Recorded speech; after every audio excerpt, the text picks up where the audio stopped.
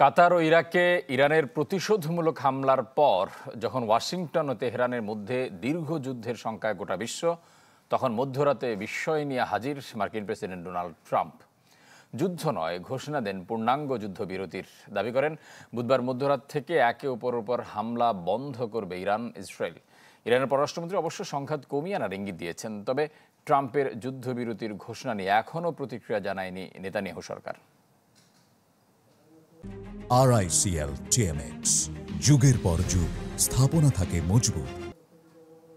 ধারণা ছিল কাতারে মার্কিন অহমে ইরানের প্রতিশোধমূলক হামলার ছাড় দেবে না ওয়াশিংটন। শক্ত জবাবের পূর্বাভাসই দিচ্ছিলেন বিশ্লেষকরা। ইরান যুক্তরাষ্ট্রের মধ্যে দীর্ঘ সংঘাতের জন্য যখন প্রায় প্রস্তুত বিশ্ব, তখন মধ্যরাতে বিস্ময় নিয়ে হাজির মার্কিন প্রেসিডেন্ট ডোনাল্ড ট্রাম্প। যুদ্ধ নয়, ঘোষণা দেন যুদ্ধবিরতির।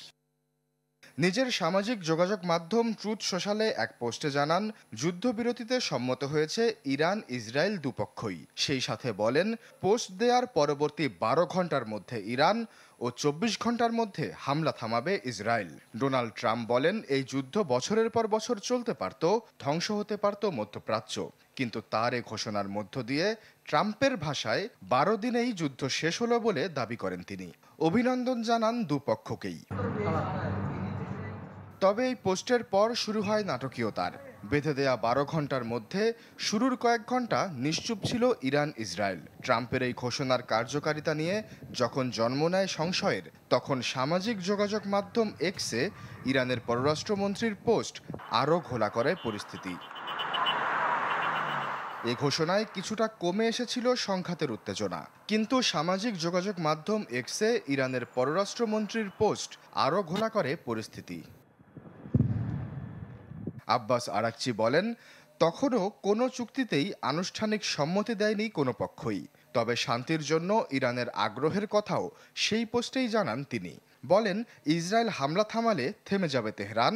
শর্ত দেন, যুদ্ধবিরতি চাইলে ইসরায়েলকে মঙ্গলবার ভোর 4টার আগে বন্ধ করতে হবে হামলা। ভোর 4টায় আরও একটি পোস্ট। এখানে বলেন, বেঁধে দেওয়ার সময় শেষ হয়েছে।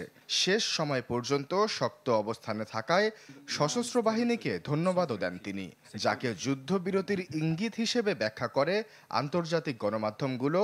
তবে তখনও চুপ ইসরায়েল। এরপরই আরও এক দফা বিস্ময়। যুদ্ধবিরতি যখন উঁকি দিচ্ছে, তখন সকালে সাইরেন বেজে ওঠে তেল আবিব সহ ইসরায়েলের বেশ কিছু শহরে।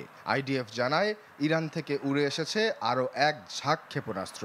কাতার ভিত্তিক গণমাধ্যম আল জাজিরা বলছে, ইরানের হামলায় বীরশেবা অঞ্চলে প্রাণ গেছে 3 ইসরায়েলি নাগরিকের। আশ্বাস চৌধুরী, চ্যানেল 24।